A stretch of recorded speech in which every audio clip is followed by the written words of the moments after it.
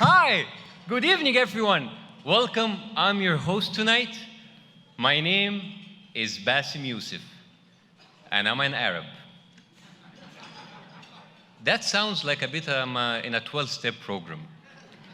Well, okay, I do have something to share with you tonight before we get started. I was supposed to start with an opening joke that makes me win the crowd over tonight, or suck so bad at it and lose you altogether. But what happened, that plan changed last week. The world is still in a state of trauma. Not just from Paris, but also from Mali, Beirut, Nigeria, Kenya, and Sinai in Egypt, where I'm from. And on and on and on. It's brutal, it's horrible, and it's unfair. But when people get together to celebrate art and creativity and the best of what the human race can aspire to, we find our capacity to heal and to grow. I like to think that me being here is a part of that healing. The Academy chose me, an Arab Muslim, to host this event months ago. Maybe out of confidence in my ability. Thank you.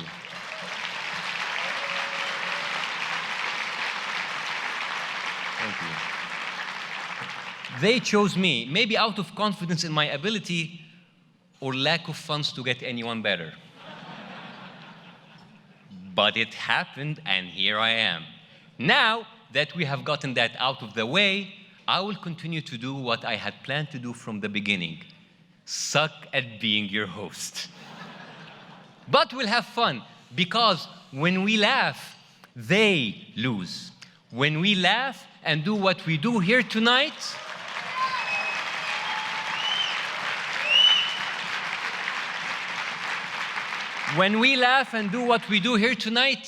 those evil bastards lose. And I only use the word bastards because I don't have the same profanity privileges John Oliver has on HBO. However, I can curse in Arabic, just in case those bastards are listening. So, يلعن ميتين أبوكم كلكم يا أولاد الوسخة. Whoa, thank you. It sounded dirty, right? It is. Arabic is a beautiful cursing language. You should learn it. FCC cannot beat that out, yes. Now I feel better. So, as I told you, I am from the Middle East, like Jesus, in case you forgot. But still, it's not the best neighborhood to be from at the moment. You know, NBC might not be broadcasting these awards, but the NSA surely is. It's nice to know that the NSA might be following me tonight. They can join the 13 million other people following me on social media. And like you saw in that great video, I am a political satirist and a convicted felon. I am being called the Jon Stewart of Egypt, and like many Arabs, I have self-esteem issues, so I need to drop his name all the time. Makes me feel important.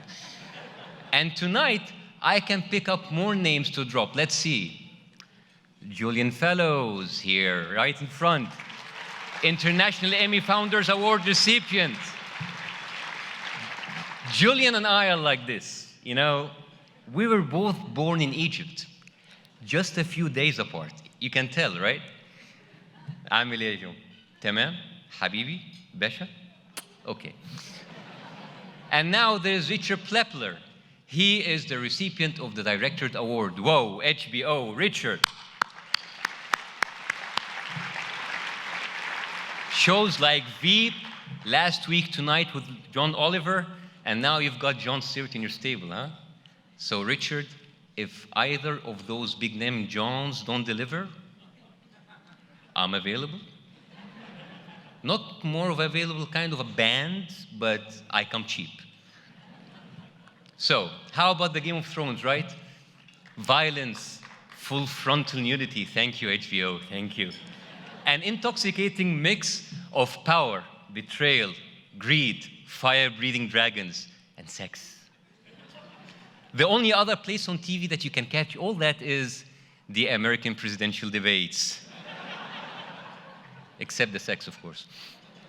The debates, huh? Now that's a Game of Thrones. Donald Trump. Donald Trump, I mean, even Fox News doesn't know how to get the lead back on that kind of crazy.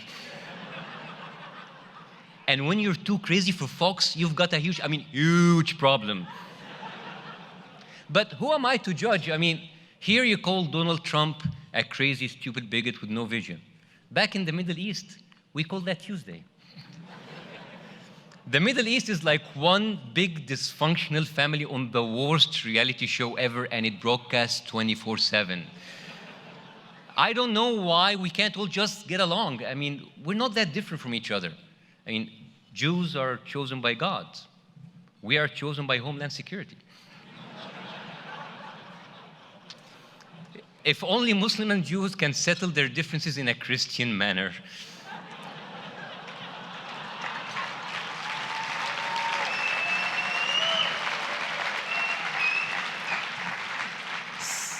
Speaking of which, Dr. Ben Carson, a devout Christian, and another Republican frontrunner says he cannot imagine a Muslim president in the White House. As if we don't have already one in the White House. You know what? I agree with Dr. Carson. A Muslim in the White House? Please. Everything that happens in the West is blamed on Muslims. Everything that happens everywhere else in the world is blamed on the USA. A Muslim American would be the most miserable president ever. So, don't worry, Dr. Carson, no Muslims in the White House anytime soon. But there is one that's hosting the Emmys tonight. Boom! Yes! Well, let's have some more fun tonight. I want to share with you a few fun facts. Fun fact about me, I am not on the international no-fly list. Yet. And I have to admit that in the past, I've had my share of being pulled at random from security lines. I have had so many cavity searches, I can tell you that my prostate is in tip-top condition. Thanks, Obamacare.